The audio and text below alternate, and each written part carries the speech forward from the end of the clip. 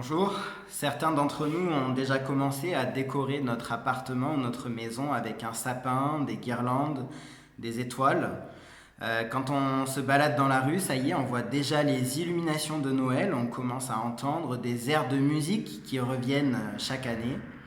Et surtout depuis que les magasins ont réouvert, la course aux cadeaux est lancée. Le Seigneur Jésus a dit, il y a plus de joie à donner qu'à recevoir.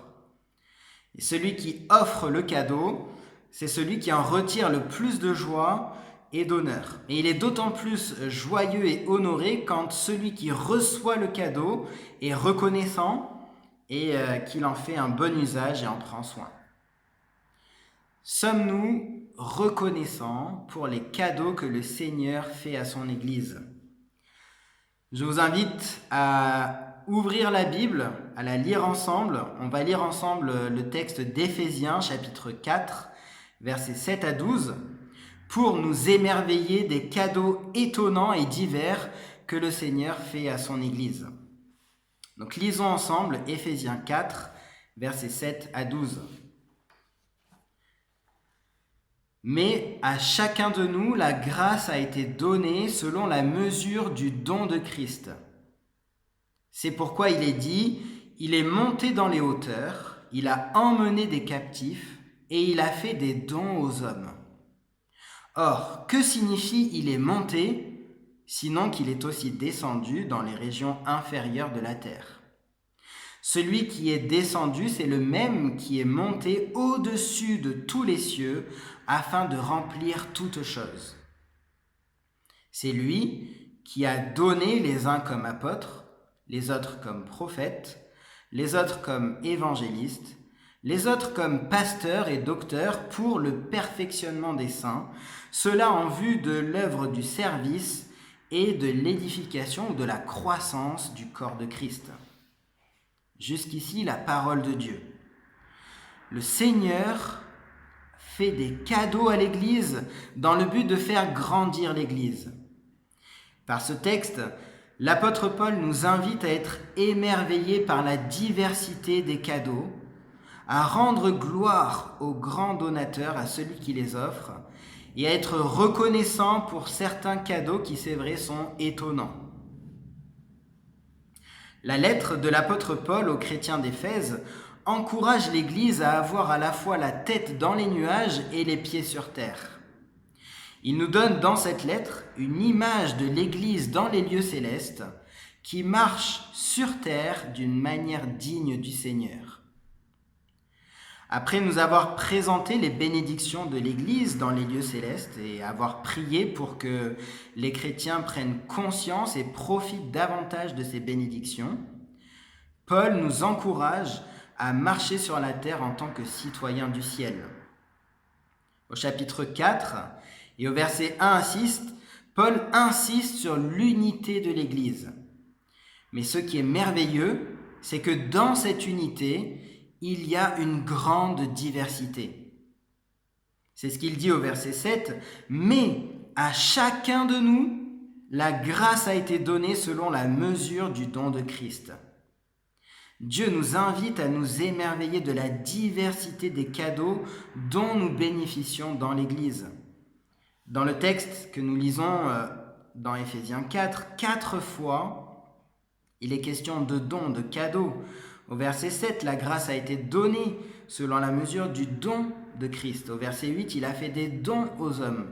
Et au verset 11, c'est lui qui a donné. Le Seigneur Jésus-Christ fait des cadeaux à l'Église pour faire grandir l'Église. Et les membres de l'Église, c'est-à-dire les disciples de Jésus-Christ, sont unis les uns aux autres par l'unité de l'Esprit. Mais dans cette unité, il y a une grande diversité. Il y a un seul corps, mais à chacun d'entre nous, la grâce a été donnée selon la mesure du don de Christ. Les croyants sont unis, mais chaque croyant est unique. Chacun d'entre nous a reçu la grâce selon la mesure du don de Christ. Et la grâce dont il est question ici, ce n'est pas la grâce qui sauve, mais la grâce qui se manifeste dans le service. Dieu donne à chaque chrétien une grâce adaptée à la part que Christ lui donne dans son œuvre. Chacun d'entre nous a reçu des dons différents, des tâches différentes à remplir. C'est comme dans une famille où chaque enfant est unique et chaque enfant a des talents qui lui sont propres.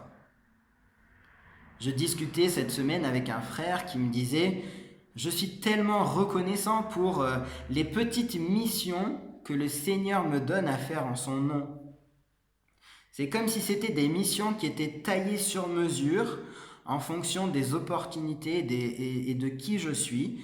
Et remplir ces petites missions me donne tellement de joie. Et il parlait des occasions qu'il avait eues de témoigner de sa foi en Jésus à ceux qui l'entouraient. Par définition, nous ne méritons pas un cadeau. Et tout ce que nous devons faire, c'est l'accepter. Et le Seigneur a bien mesuré la portion exacte du don que chacun d'entre nous reçoit pour le servir. Alors, comme dit l'apôtre Pierre dans sa lettre, que chacun de vous mette au service des autres le don qu'il a reçu. Ce n'est pas nous qui choisissons les cadeaux que nous recevons de la part du Seigneur.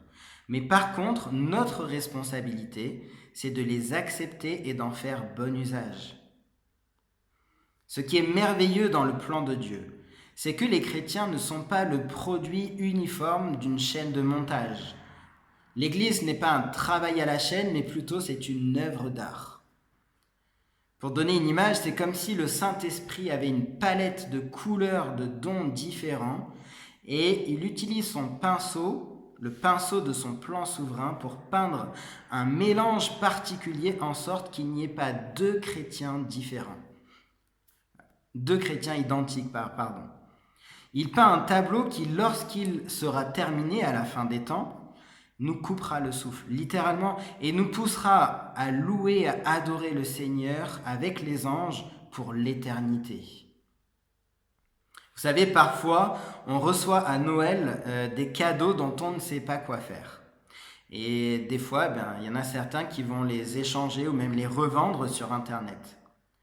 Mais Dieu ne donne jamais de cadeaux inutiles à l'Église. Ces dons sont exactement ceux dont nous avons besoin pour accomplir ce qu'il attend de nous. Nous n'avons jamais le mauvais don.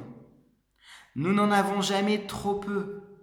Le Saint-Esprit donne exactement la bonne combinaison de capacités de la grâce pour le service dans l'Église. Alors ne cherchons pas à échanger le cadeau que le Seigneur nous a fait pour avoir le même que notre frère ou notre sœur. Et soyons reconnaissants pour les frères et les sœurs de notre Église à qui le Seigneur a donné une foi et une grâce selon la mesure que lui a choisie. La grâce est distribuée en fonction et en proportion du service que le Seigneur attend de nous. Concrètement, cela signifie que si tu es chrétien, Christ te donne une part dans son œuvre. C'est merveilleux. Christ t'appelle à jouer un rôle précis et nécessaire dans l'Église. Et ce qui est encore plus beau, c'est que Dieu t'accorde exactement la mesure de grâce dont tu as besoin pour jouer ce rôle de manière efficace et avec persévérance. Il est temps maintenant de rendre gloire au grand donateur. On va relire ensemble les versets 8 à 10 du chapitre 4 d'Éphésiens. C'est pourquoi il est dit, il est monté dans les hauteurs, il a emmené des captifs et il a fait des dons aux hommes. Or, que signifie il est monté ? Sinon qu'il est aussi descendu dans les régions inférieures de la terre. Et celui qui est descendu, c'est le même qui est monté au-dessus de tous les cieux, afin de remplir toutes choses. Pour rendre gloire à celui qui offre les cadeaux à l'Église, Paul cite le psaume 68. Et pour nous, pour mieux comprendre la gloire du grand donateur, je vous invite à lire ensemble le début de ce psaume, le psaume 68. On va lire les versets 1 à 7 et les versets 16 à 20.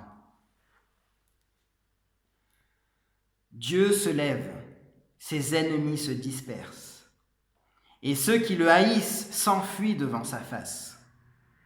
Comme la fumée se dissipe, tu les dissipes. Comme la cire se fond au feu, les méchants périssent devant Dieu. Mais les justes se réjouissent, ils exultent devant Dieu, ils s'égayent dans la joie. Chantez à Dieu, psalmodiez en l'honneur de son nom. Frayez le chemin à celui qui chevauche dans les plaines.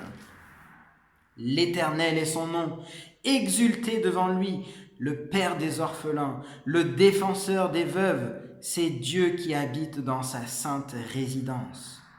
Dieu fait habiter les solitaires dans une maison, il fait sortir les prisonniers pour leur satisfaction, mais les rebelles seuls demeurent dans des lieux arides. Verset 16. Montagne de Dieu, mont de Bazan, montagne aux cimes nombreuses, mont de Bazan, pourquoi montagne aux cimes nombreuses?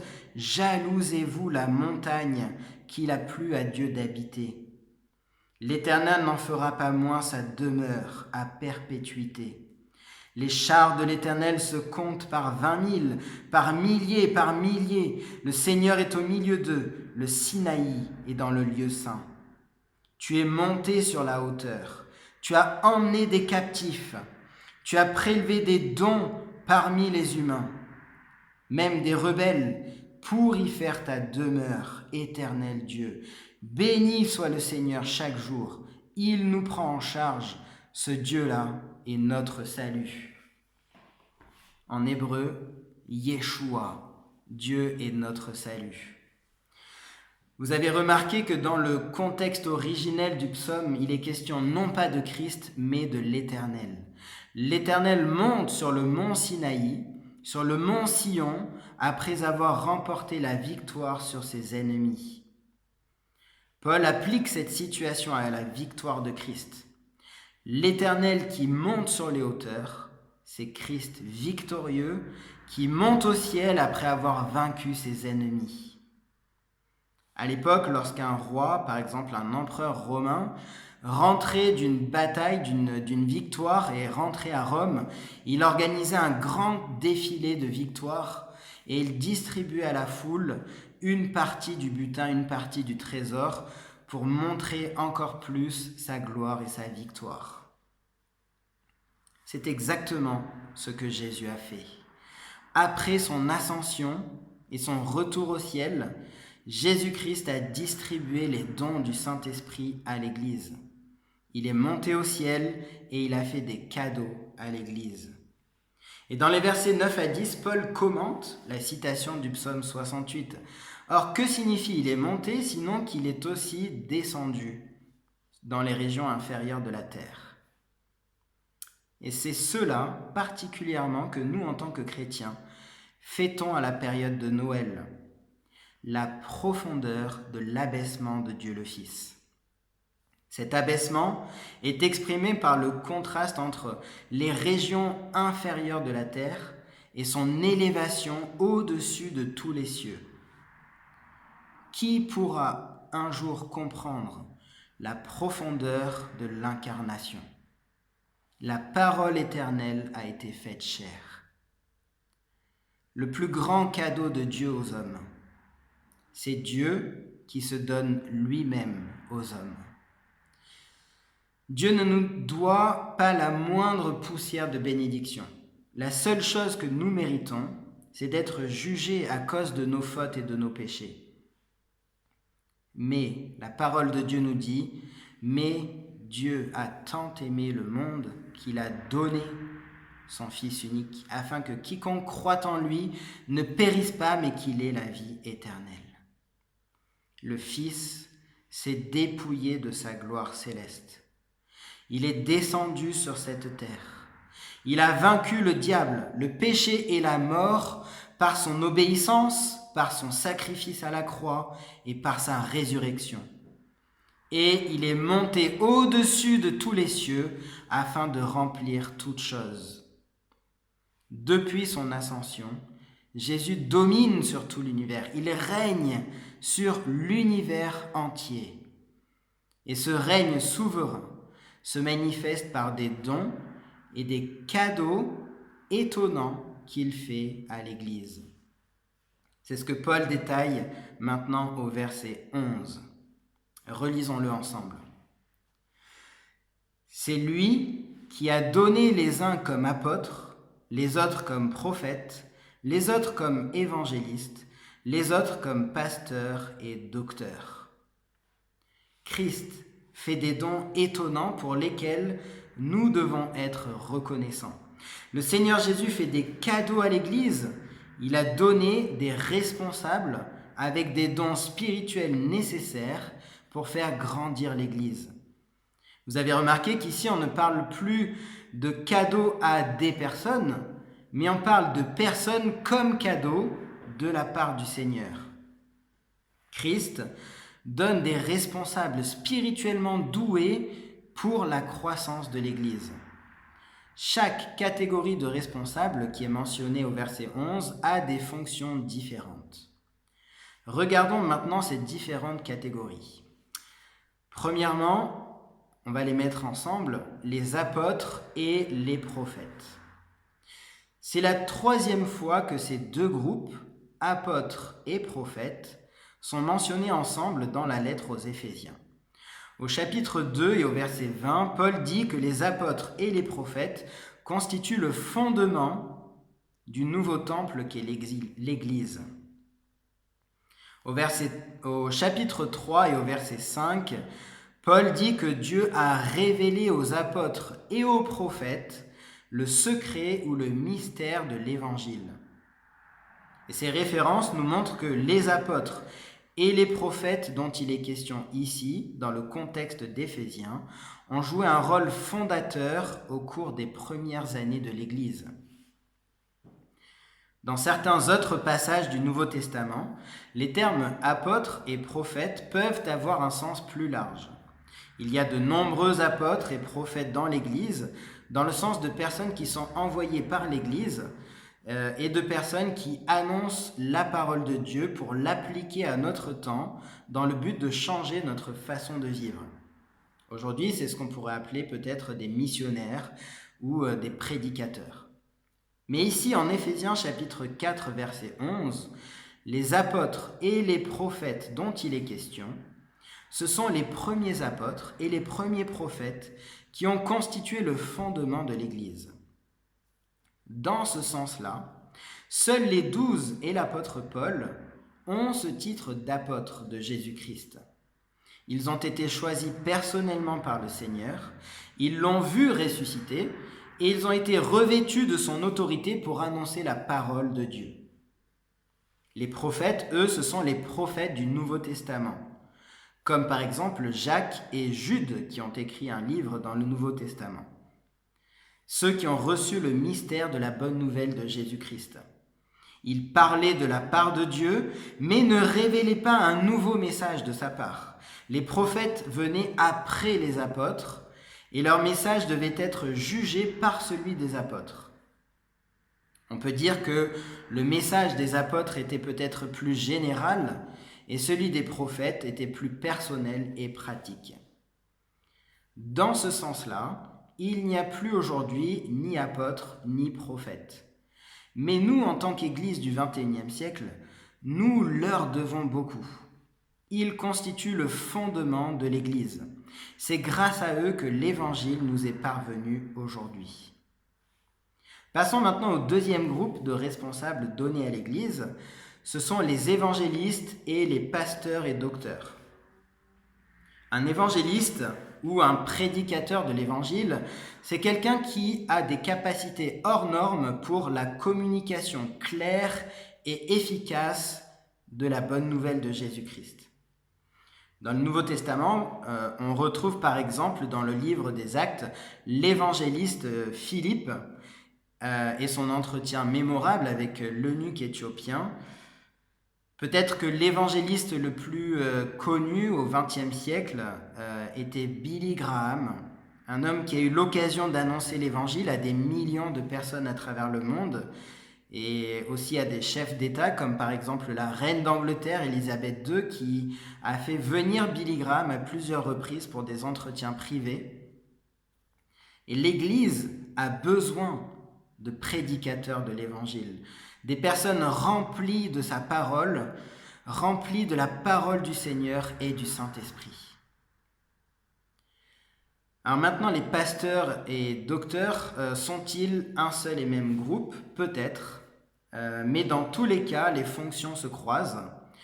Un pasteur ou un berger a pour rôle de conduire l'Église, d'en prendre soin, de la nourrir avec la parole de Dieu et de la protéger. Ailleurs, dans le Nouveau Testament, ils sont aussi appelés les anciens ou les évêques, ceux qui sont les responsables et les conducteurs d'une église locale.